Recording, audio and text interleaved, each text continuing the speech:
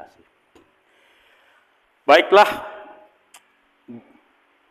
saudara-saudara ya, tidak ada ibu ya. Saudara-saudara yang dikasih itu hamba-hambanya, meski kita hanya berapa orang? 50 orang ya. Ya, semangat kita harus seperti 5.000 orang. Setuju ya?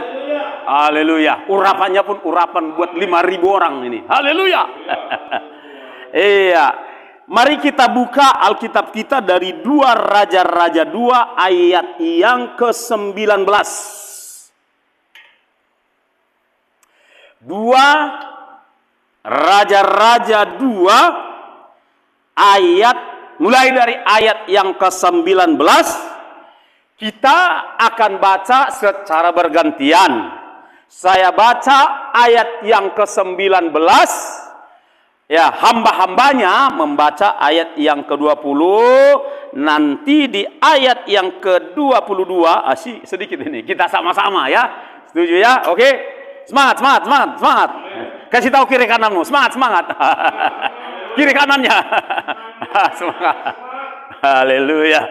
Baik. Perikopnya dikatakan Elisa menyehatkan air di Yeriko. Saya baca ya. Berkatalah penduduk kota itu kepada Elisa, cobalah lihat, letaknya kota ini baik, seperti tuanku lihat. Tetapi airnya tidak baik, dan di negeri ini sering ada keguguran baik. Sama-sama.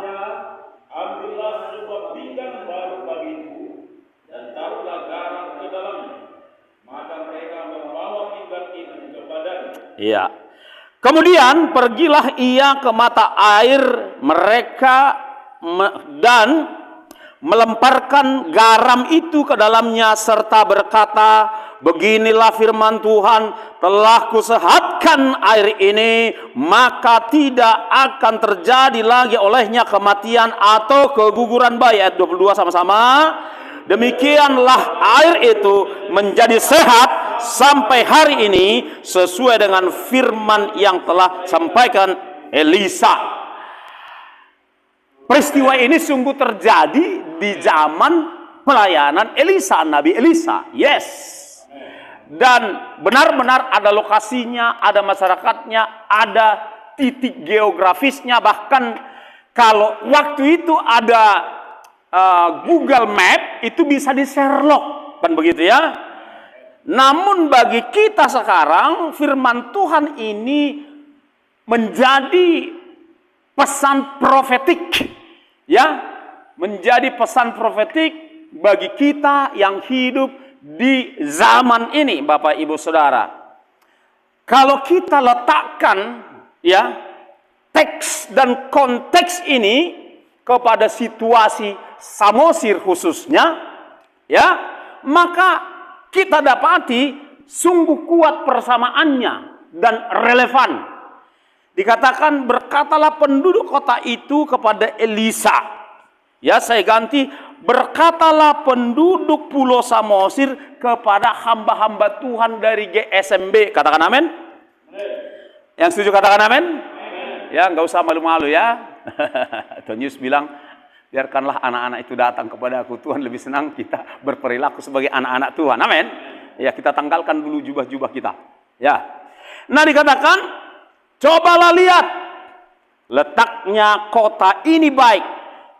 Kalau kita perhatikan Pulau Samosir, Danau Toba, sekitarnya itu bukan saja letaknya baik, tapi memang itu sampai-sampai dijuluki orang kepingan sorga. Kan begitu ya? Seperti semua orang bisa lihat. Tetapi airnya tidak baik, dan di negeri ini sering ada keguguran baik. Air berbicara saat ini bukan lagi, memang betul air Danau Toba pun kurang baik, karena ada perusahaan yang kemudian mencemari Danau Toba itu, betul. Jadi secara fisik juga airnya tadinya itu baik, tetapi airnya sekarang tidak baik. Tetapi air rohani juga di sana tidak baik. Ya, kita tahu semua itu. ya, bau air rohani di sana kurang baik. Karena barangkali saluran air selama ini, saya nggak usah sebut lembaganya, saudara pasti bisa memikirkan, ya, lembaga seperti apa yang ada di sana selama ini, baik sejak 1915, ya, pasca dilayani Nommensen Pulau Samosir, ya, karena Samosir dapat berita Injil dari Nommensen sekitar 1915 atau 1918, kan begitu. Adakah sejak itu airnya baik? Saya kira awalnya baik. Awal-awalnya Injil datang ke sana baik, tetapi belum secara utuh dan tuntas disampaikan, Bapak Ibu Saudara. Akhirnya puji Tuhan di sana banyak orang yang percaya kepada Tuhan Yesus, kan begitu ya? Percaya kepada Tuhan Yesus. Namun barangkali sangat mungkin pertumbuhannya enggak baik, karena kemudian yang membagikan air itu kurang baik atau bejananya belum layak, kan begitu saudara-saudara. Mungkin masih bercampur aduk dengan hal-hal yang dari nenek moyang, kan begitu kan? Masih kuat sinkritismenya di situ dari sejak awal sampai hari ini, kan begitu saudara-saudara. Sehingga air di sana yang diterima oleh penduduk, ya, penduduk pulau itu bukan air yang murni, mungkin sudah tercampur aduk. Itu dapat diyakini, ya, sangat dapat diyakini hal itu terjadi.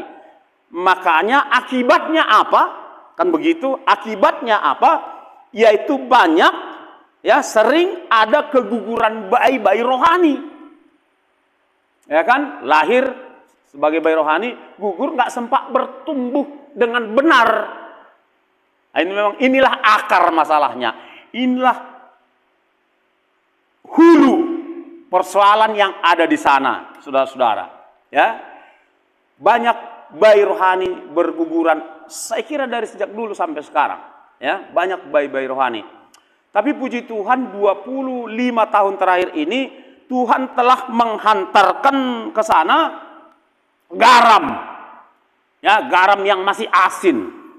Ya, ada, ya, dari aliran-aliran gereja tertentu, ya. Saudara pasti ngerti maksud saya. Ya kan? Tuhan menghantarkan, dan di sana puji Tuhan secara perlahan dan pasti gereja-gereja dengan aliran yang baru itu bertumbuh, walaupun tidak bombastis. Bertumbuh, ya, sehingga mencegah matinya, gugurnya sebagian, tapi sebagian bayi-bayi rohani di sana. Nah, secara jumlah perbandingan antara garam, ya kan, yang dibawa ke sana dibandingkan dengan yang mau digarami itu jauh lebih kecil si pembawa garam, kan begitu saudara, jauh lebih kecil. Dan kerap kali juga mereka dengan kesaksiannya berperang luar biasa dengan kuasa kegelapan. Ada satu gereja, kalau kita mau ke arah Hambarita dari Tomok, sebelum simpang tuk-tuk itu ada sebuah gereja yang gembalanya hampir mati. Dia lihat sendiri roh jahat itu, namanya si Sodang. Ya, tanya aja nanti. Di situ dulu bercokol dia. Jadi teruslah sih, karena dia merintis gereja di sana, gereja GB. Dia terus diteror, mau dibunuh, dan selalu diancam oleh roh jahat yang bercokol di situ bertahun-tahun, saudara-saudara. Dia hampir nyerah kok, hampir nyerah. Bahkan pelayanannya hampir hampir padam, hampir punah. Tapi dia bertahan dan puji Tuhan akhirnya dia menang. Demikian juga seorang sahabat kita di Ronggurni Huta. Dia cerita ke saya bagaimana kuasa kegelapan itu betul-betul menyerang dia. Ya, betul-betul menyerang dia, dan dia pernah sakit juga akibat serangan itu. Nah, saudara-saudara kita yang sana butuh topangan doa. Karena musuh yang dari kerajaan kegelapan itu nyata di sana. Kan begitu. Dan seterusnya, dan seterusnya. Mereka mengalami peperangan yang begitu betul-betul dahsyat, luar biasa. Saya nggak tahu saudara-saudara pernah mengalami langsung kontak perang dengan roh jahat begitu ya, dengan roh-roh yang betul-betul jahat itu. Kalau mereka udah begitu. Dan seterusnya. Nah, itulah yang terjadi di sana, ya. Itulah yang terjadi di sana. Sudah ada Injil tertanam di sana, ditabur di sana 1915, kan begitu. Dan kemudian penduduk pulau itu sejak tahun itu mayoritas orang yang pergi ke gereja, kan begitu ya, pergi ke gereja. Tapi di perjalanan selanjutnya, karena kuatnya kepercayaan terhadap iman leluhur, maka pertumbuhan secara rohani itu di sana itu tidak terasa, ya. Pertumbuhannya sangat tidak baik, gitu. Nah, sekarang situasi dengan situasi seperti itu, tampaknya butuh lagi ada orang-orang yang membawa garam ke sana. Kan begitu, butuh lagi orang-orang yang membawa garam. Dan garam yang sudah ada di sana butuh juga dukungan, support semangat, ya, moral terutama, dukungan doa terutama. Mereka butuh di sana supaya mereka jangan terlena, ya, dengan intimidasi dari kuasa kegelapan itu. Tahun 2001 betul kami sudah melakukan peperangan rohani di sana. Kami kelilingi pulau itu 7 kali. Waktu itu berangkat lewat dukungan daripada Mutiara Suara Nafiri waktu itu ketika kami melayani di sana. Bulan berikutnya kami juga 2 keliling pinggirnya Sumatera itu, pinggir Danau Toba itu sekali kami lakukan 1 hari penuh. Puji Tuhan, sebelum dan sesudah itu sudah banyak orang yang datang mendoakan pulau tersebut. Kalau saya sebut satu persatu mungkin lebih dari hampir 20 lembaga, ministry, orang-orang yang saya kenal betul yang sudah melakukan peperangan rohani di sana. Nah, sekarang kita lihat bahwa musuh dari penduduk pulau itu, musuh dari kawanan domba yang ada di sana, tidak lagi hanya musuh dari dunia kegelapan, ya kan? Tidak lagi hanya itu, tetapi dari dunia nyata juga. Pulau itu ingin direbut oleh orang-orang yang beda iman, kan begitu? Kita tahu semua itu. Nah, oleh sebab itu, Bapak Ibu ya nggak apa-apa lah, termasuk Bapak Ibu yang mendengar rekaman ini. Dikatakan di sini dalam ayat 20, ambillah sebuah pinggan baru bagiku. Jadi butuh bejana-bejana yang sudah lahir baru, ya. Butuh hamba-hamba Tuhan yang sudah lahir baru, hidup baru, ya kan? Haleluya. Lalu apa selanjutnya? Kemudian pergilah ia ke mata air itu dan melemparkan garam. Jadi di dalam pinggan baru itu ditaruh garam. Ini berbicara tentang orang-orang percaya, saudara dan saya yang adalah garam. Kan begitu ya. Perlu datang ke sana untuk menggarami kembali baik alam rohaninya melalui doa maupun menggarami orang-orang percaya yang sudah ada di sana, orang sudah lahir baru di sana, ya, maupun menggarami secara fisik juga, secara natural. Kita lakukan itu secara profetik di sana Bapak Ibu, agar kemudian penduduk pulau itu tidak lagi keguguran bayi rohani, ya, tidak lagi keguguran bayi rohani, saudara. Mohon tidak asik dulu dengan WhatsApp-nya. Waktu kita nggak lama kok, ya. Ini kita nggak main-main. Kita ini, ya fokusnya kita ini, ya kita dipanggil Tuhan ini, dipakai Tuhan kita ini, ada tujuan Tuhan. Nah, itulah keadaan yang ada di sana, itulah pergumulan yang ada di sana. Nah, kalau kita sudah mulai mendoakan ya atau meneruskan mendoakan pulau tersebut, maka itulah pokok-pokok doa kita, pergumulan kita untuk pulau tersebut. Tadi pagi ketika saya merenungkan akan perkara ini, hal yang paling utama selain hal-hal yang lain untuk mencegah pembusukan di daerah itu adalah doa dan PI. Itu aja. Doa dan PI. Yang lain boleh dipikirkan, boleh diagendakan, ya, hal-hal yang bersifat jangka menengah, jangka panjang, silakan dikonsep, tetapi yang paling depan ibarat kereta api, lokomotifnya di gerbong pertama itu, agenda pertama itu yang akan terus berkelanjutan adalah doa dan PI. PI-nya dari PI KKR di lapangan terbuka sampai kepada PI pribadi. Dan mari pokok doa yang kedua kita doakan agar tubuh Kristus dari sekitar Danau Toba, di sekitar Sumatera Utara ini pergi ke sana mengambil bagian melakukan yang namanya pelatihan penginjilan pribadi. Jadi kita nggak usah ke sana, kita boleh ke sana mungkin sebulan sekali kah, 2 kali sebulan kah, tetapi kita doakan agar terjadi ya, agar gereja-gereja, agar tubuh Kristus dari kota Medan Sumatera Utara sana secara nggak apa-apa secara sporadis melakukan pelatihan langsung kepada orang-orang yang sudah lahir baru di sana untuk melakukan PI pribadi. PI pribadi itu sangat efektif. Seperti saya beberapa kali sudah sampaikan bahwa hasilnya hanya satu dari 2 opsi, dari 2 kemungkinan kalau kita melakukan PI pribadi, yaitu dia terima Yesus dan selamat, puji Tuhan, dan kelompok yang kedua tidak terima Yesus, tapi dia terganggu di sana.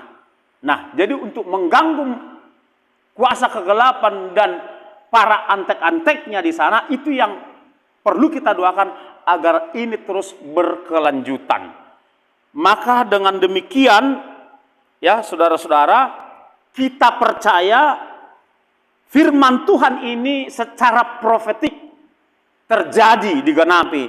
Di mana dikatakan, saya akan bacakan ya, mulai dari ayat 21, kemudian pergilah ia, ya, pergilah Elisa ke mata air mereka, ya, dan melemparkan garam itu ke dalamnya serta berkata, beginilah firman Tuhan, telah kusehatkan air ini, maka tidak akan terjadi lagi olehnya kematian atau keguguran bayi-bayi rohani di sana.